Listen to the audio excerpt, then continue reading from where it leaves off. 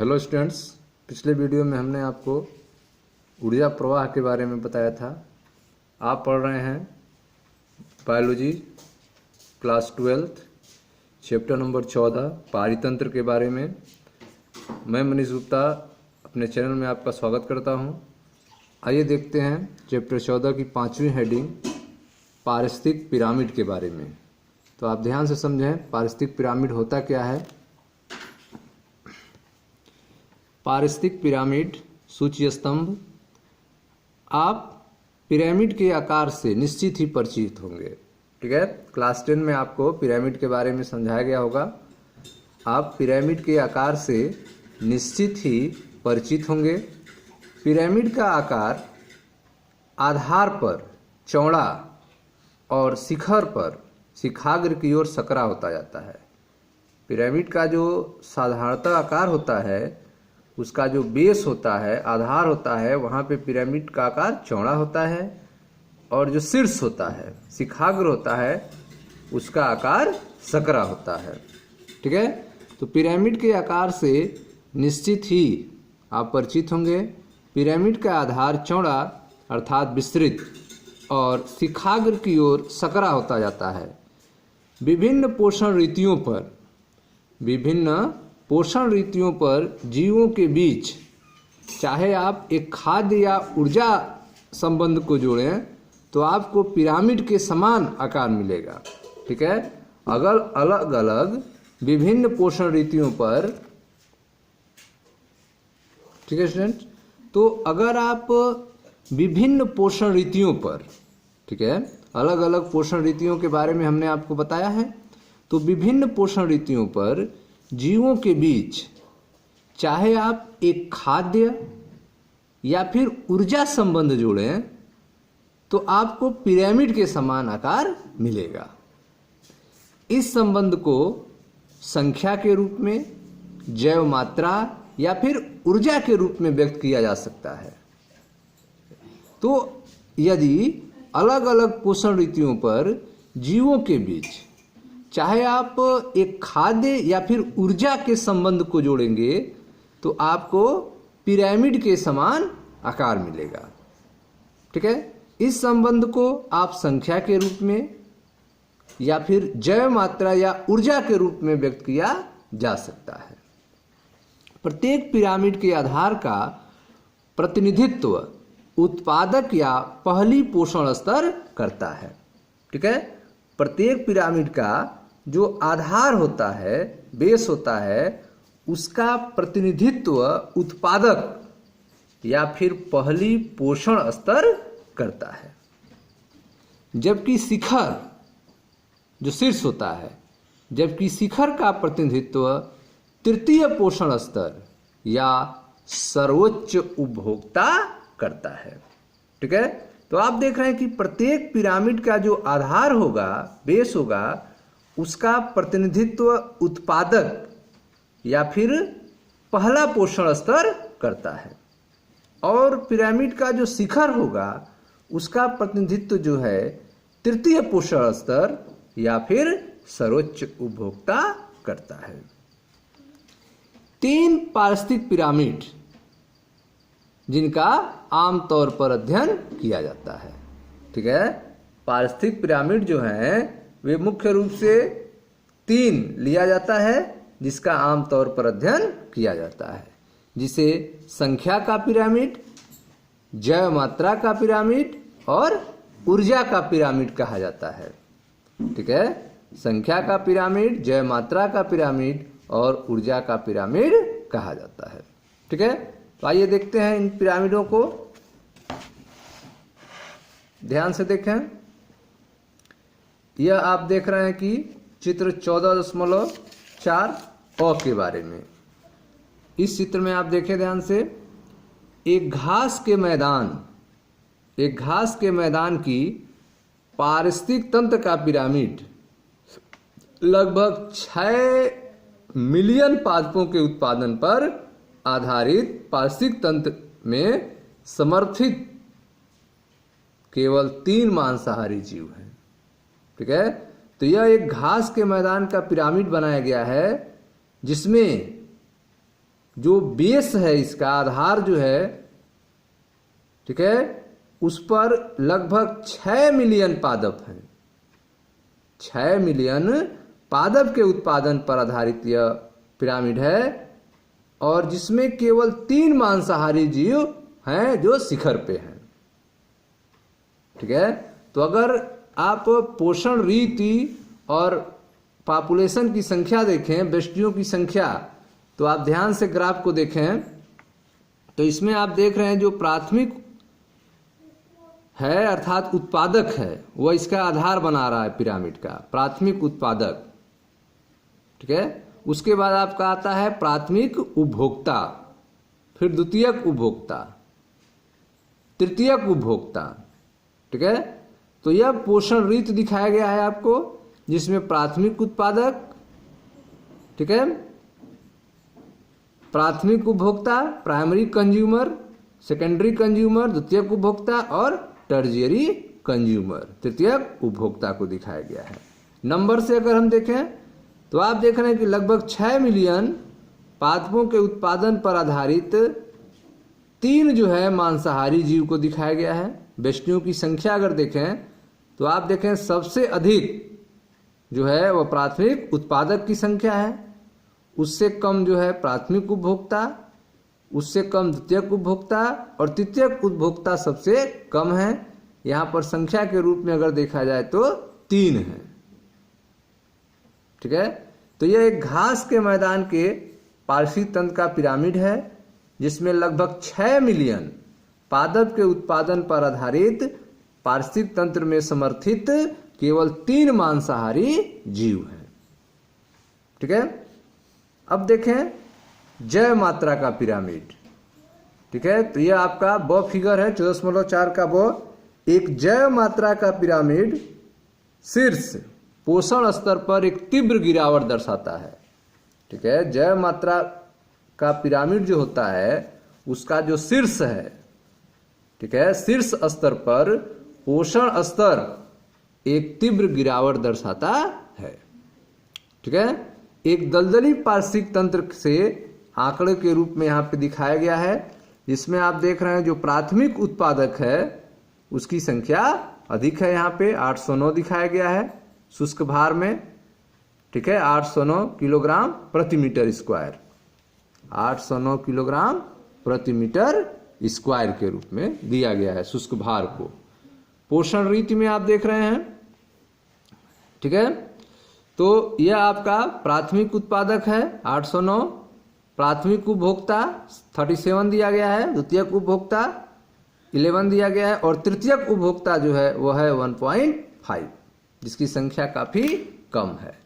ठीक है, तो इस तरह से आप देख रहे हैं कि जो जैव मात्रा है, ठीक है, पहला सबसे जो प्राथमिक उत्पादक है उसकी जैव मात्रा शुष्क भार सबसे अधिक है 809 किलोग्राम प्रति मीटर स्क्वायर, लेकिन जो तृतीयक उपभोक्ता है जो उच्च स्तर पे है, शिखर पे है, उसका शुष्क भार जो है बहुत कम है, 1.5 किलोग्राम पर मीटर स्क्वायर है।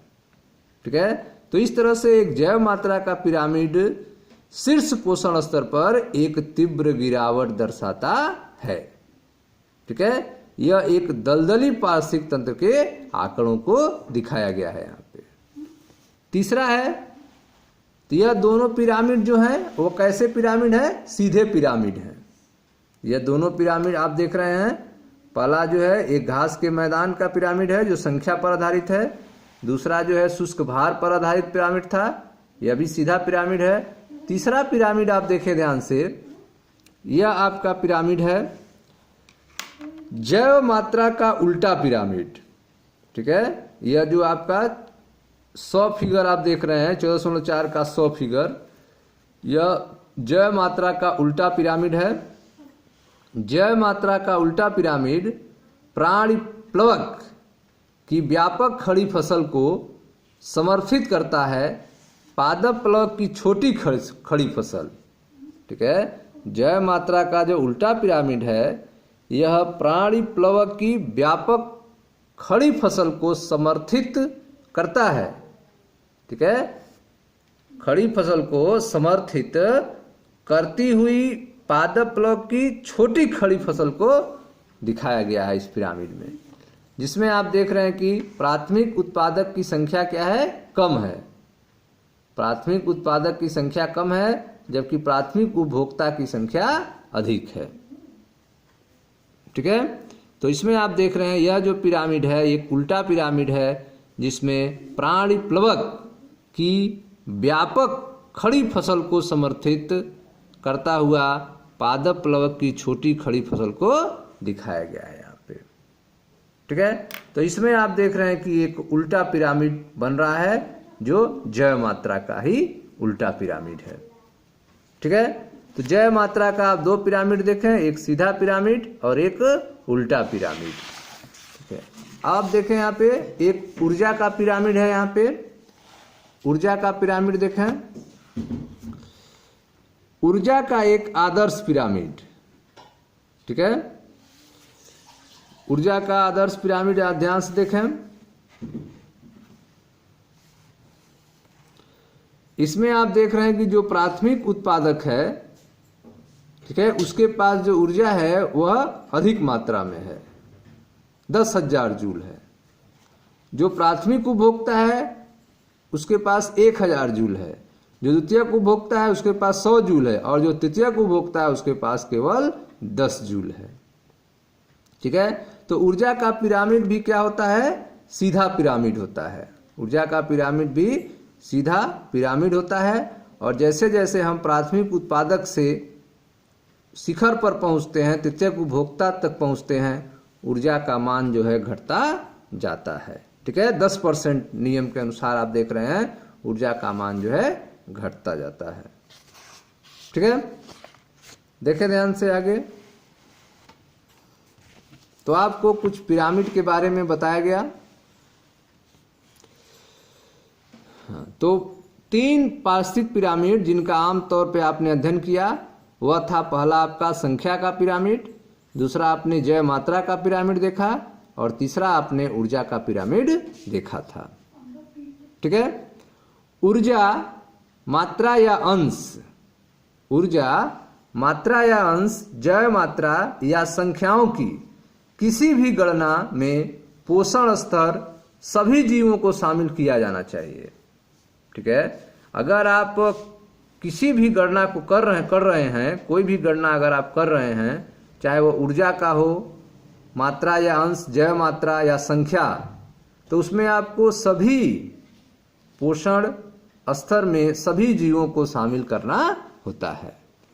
ऊर्जा मात्रा या अंश, जय मात्रा या संख्याओं की किसी भी गणना में पोषण स्तर के सभी जीवों को शामिल किया जाना चाहिए।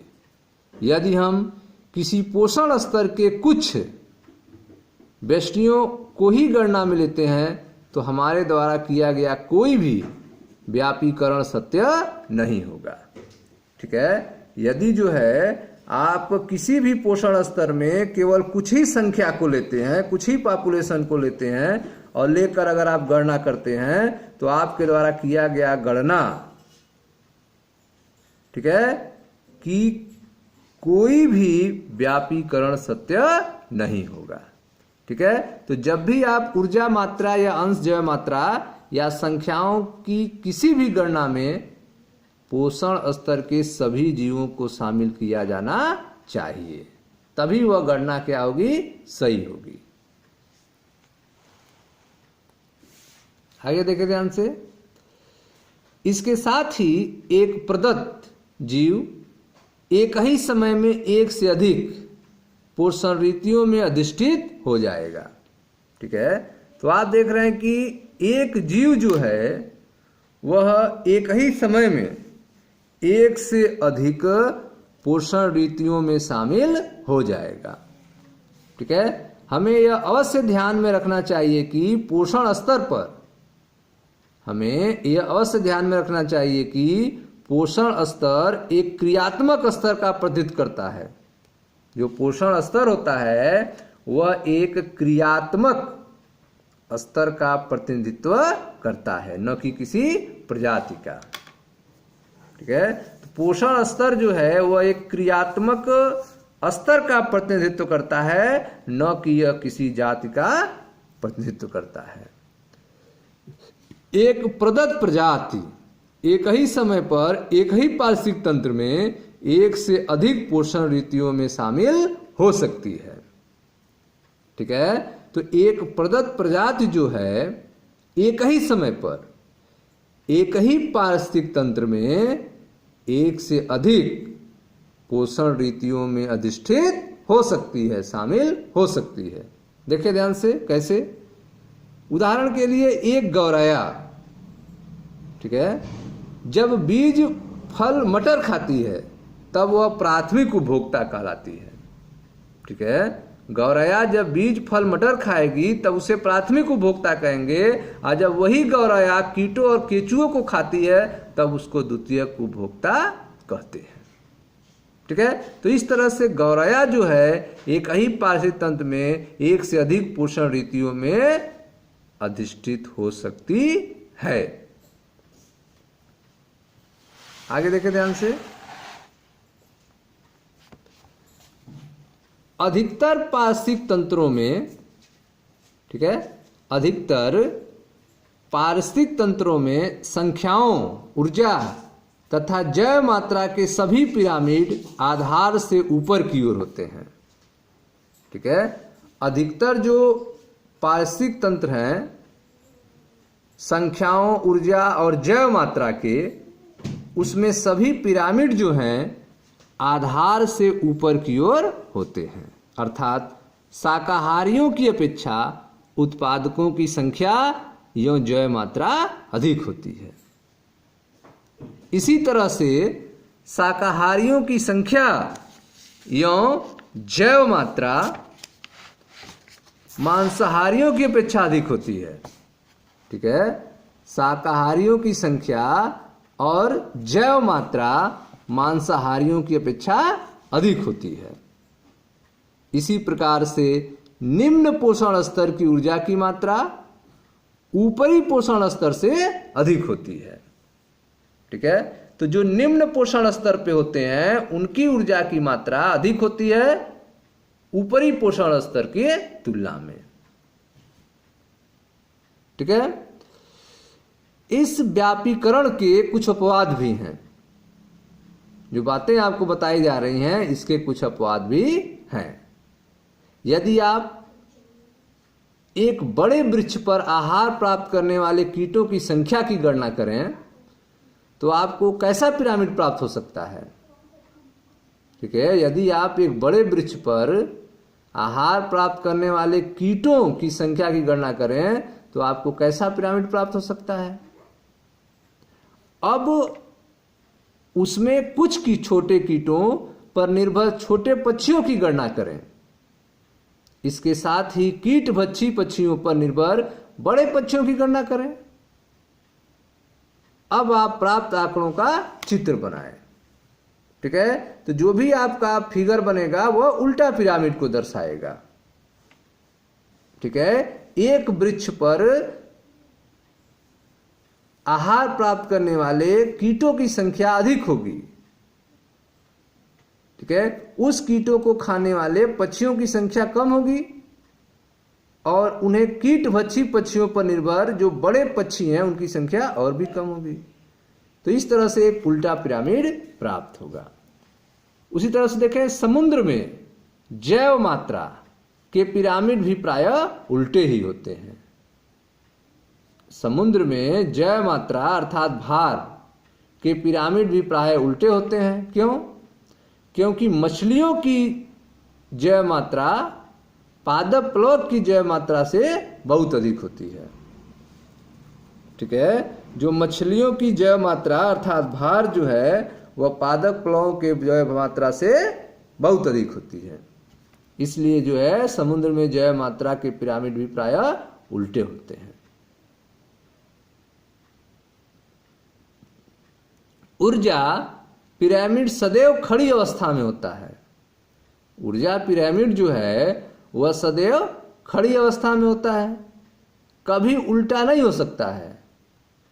ठीक है, ऊर्जा पिरामिड को हमने बताया था, यह ऊर्जा पिरामिड है। जिसमें आप देख रहे हैं प्राथमिक उत्पादक की ऊर्जा सबसे अधिक है 10,000 जूल, प्राथमिक उपभोक्ता की ऊर्जा 1,000 जूल, द्वितीय उपभोक्ता की 100 जूल, तृतीय उपभोक्ता की 10 जूल। तो यह एक ऊर्जा का एक आदर्श पिरामिड है जो सीधा पिरामिड है, कभी यह उल्टा नहीं हो सकता है। देखें ध्यान से,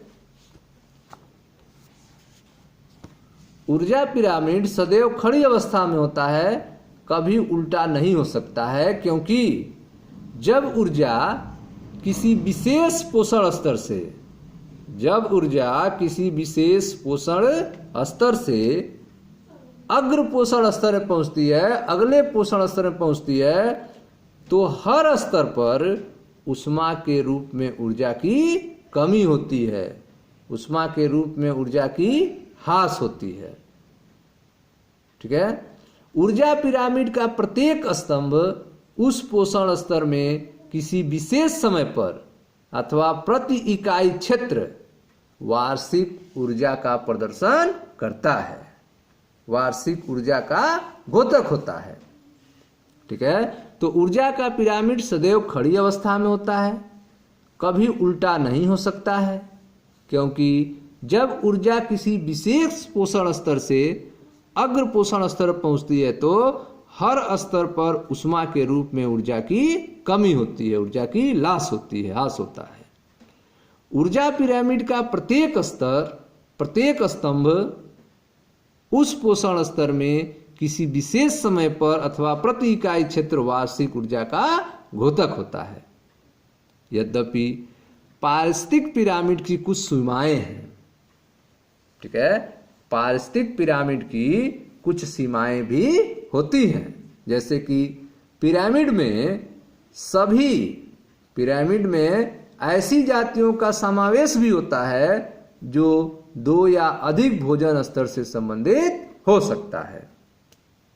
ठीक है, तो आप देख रहे हैं कि पारिस्थितिक पिरामिड की कुछ सीमाएं हैं, जैसे कि पिरामिड में कुछ ऐसी जातियों का भी समावेश होता है जो 2 से अधिक भोजन स्तर में संबंधित हो सकती हैं, 2 से अधिक भोजन स्तर से संबंधित हो सकती हैं।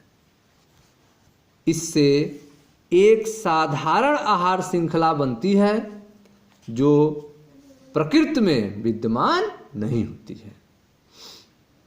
ठीक है, तो आप देख रहे हैं कि जब कोई जाति 2 या अधिक भोजन स्तर में संबंधित होगा तो इससे एक ऐसी साधारण आहार श्रृंखला बनेगी जो प्रकृति में विद्यमान नहीं होती है।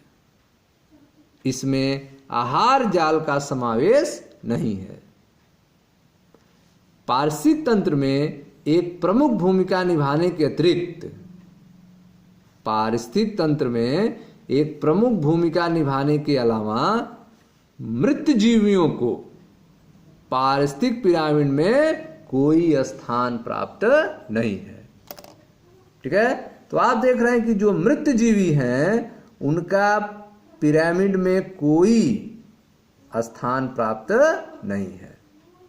ठीक है, तो पारिस्थितिक तंत्र जो है एक प्रमुख भूमिका निभाता है, लेकिन इसमें मृत जीवियों के लिए कोई स्थान नहीं है।